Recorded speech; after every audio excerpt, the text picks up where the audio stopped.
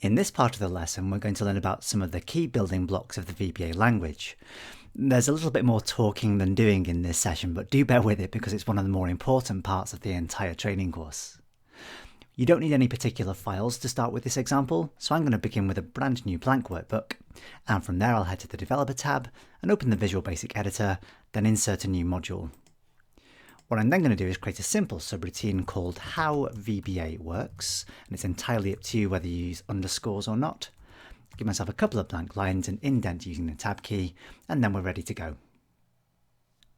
VBA is an example of an object-oriented programming language, and roughly speaking that means it's made of four main building blocks. First of all, there's the object. Now we've dealt with several types of objects already, in even the basic code we've written so far. So for example, when we wanted to change the contents of a cell, we referred to a range object. We inserted a new worksheet object into the workbook.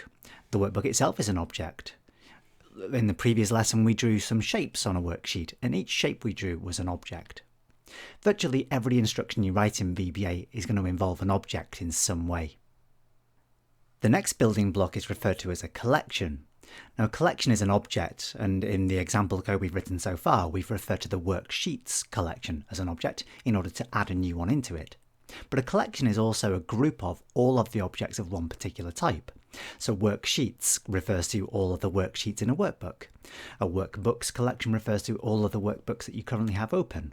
And there are several other examples of collections available that we'll use as we go forward through the course. The next building block is referred to as a method, and a method is some kind of action that you can apply to an object. The main method we've used so far in the sample code we've written is the add method, which allows you to create a new worksheet in the workbook. Method names tend to be verbs indicating that you're applying an action to something. We'll learn lots more methods the further we go through this course. The final main building block is referred to as a property, and a property is an attribute of an object. The main properties we've used so far were the value property of a range, which we use to change its contents, and also the colour property of a range, which we use to change its background colour. Again, we'll use lots more properties the further we move through this course.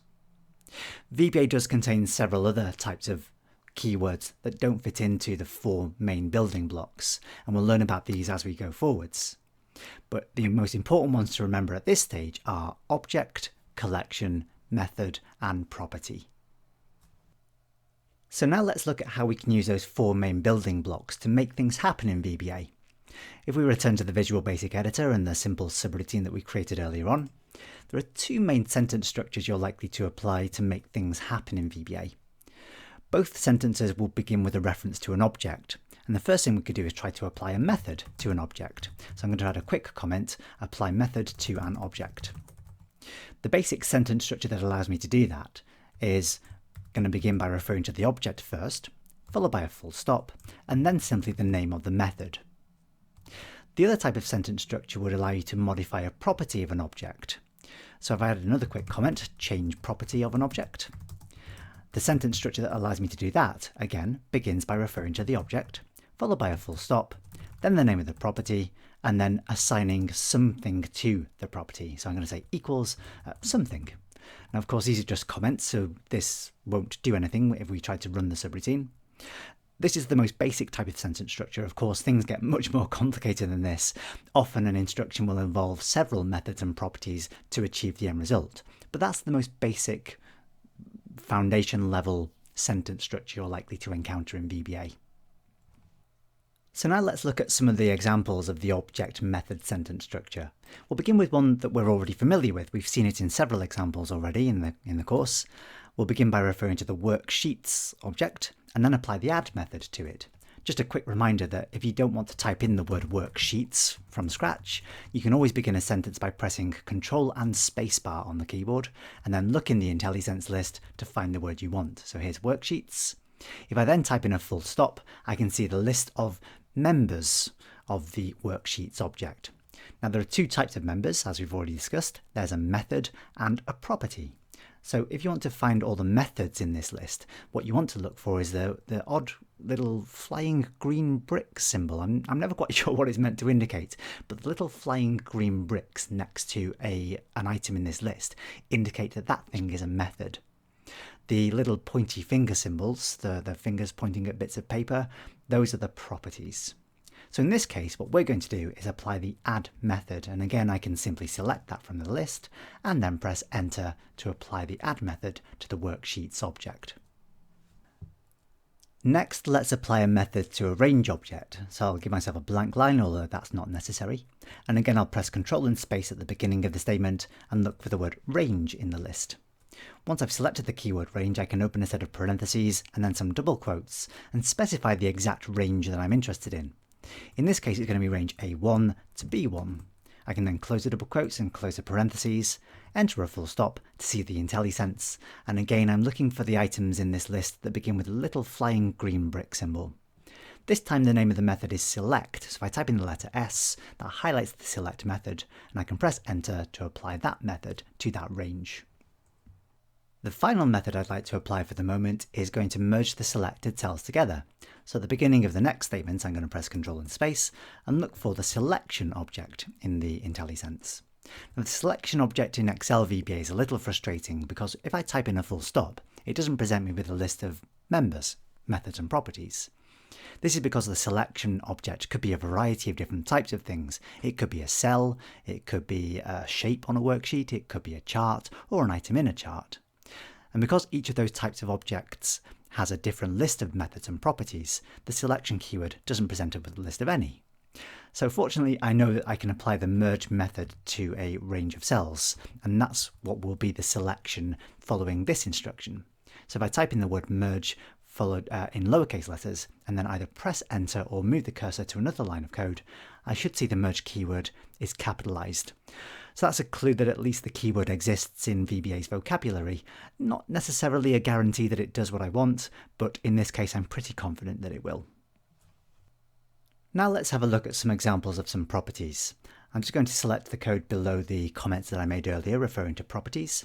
And the first example I'd like to create is going to change the value of cell A1. So I'm going to begin the statement by referring to my range object. And in this case, the range object will be simply A1.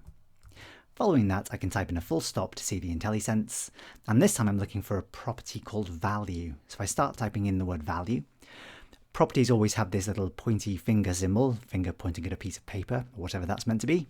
So the value property I want to change to be equal to how VBA works. So to assign something to a property, as we've indicated here, we make the property equal to something else. For some literal text, we must enter some double quotes and then type in the exact text we want to see appear, so how VBA works. The next property I'd like to apply will change the height of the row that range A1 belongs to. So once again, I'm going to begin my next statement by referring to a range, and it's going to be the same range as earlier, range A1, and this time I'm looking for a property called row height. And there it is. To assign a value to this, I'm going to assign a number. So it's the number of points that indicates the height of the row. So I type in a row height of 20, that will change the row height when the code is executed. Just another couple of very quick examples. I'm going to change the values of cells A2 and B2. So the sentence structure for this is very similar. I'm not even going to bother with the IntelliSense for this. I'm going to say range A2 dot value equals, and in this case I'm going to write the word item into cell A2, and then please don't consider it cheating. You can happily copy and paste code if you don't want to write the entire sentence out again from scratch. So were I to highlight and then copy and paste this instruction, I can then simply make changes to that line. So I can refer to cell B2 and then change the word item to the word description.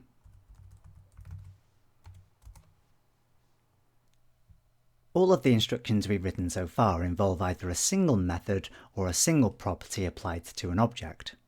You'll often find that you need to combine several methods and properties together in the same instruction to achieve the result you want. So let's have some examples of that. Let's begin by writing a new comment that says something like combining methods and properties. And for the first example, I'd like to change the fill color or the interior color of range A1. So to make that work, I'm going to refer to the range A1 object first, just as we've already done several times. And then I can look for the interior property, followed by a full stop, and then the color property. And again, users in the UK, watch out for the spelling of color. There's no U in the word color in VBA world. I would then want to assign a value to that. So I'm going to change the color to be equal to a light blue colour. One way that I can do that is by pressing Control and Space, and then in the list looking for an RGB colour. So I'm going to look for RGB light blue. Let's also change the font size of range A1. So I can refer to range A1 again. And then this time I'm looking for the font property, followed by the size property. And much like the row height property, I can assign a number to this to indicate the size in points. Let's go for 16 this time. So that's two examples of using multiple properties with the same object. Let's have a look at using a property and a method in combination. So I'm going to refer this time to range B2, followed by a reference to the entire column property, which returns a reference to the entire column object. What I'd then like to do is apply the AutoFit method to it. So if I look for the AutoFit method, you can see clearly again it's got this little flying green brick symbol, and that will perform that action to the object returned by the entire column property. All I'd like to do now is check that all the code I've written so far works, and it's entirely up to you as to whether you'd like to either run the entire procedure from start to finish as quickly as possible using the F5 key, or use the F8 key to step through line by line. Here I'm just going to click on the Run button to run the entire procedure from start to finish and check that all the things I expect to happen actually have. At this point, you're welcome to either move on to the next part of this lesson, or you can use the extra practice session at the bottom of this page to try a few more combinations of methods and properties and see what other things are possible.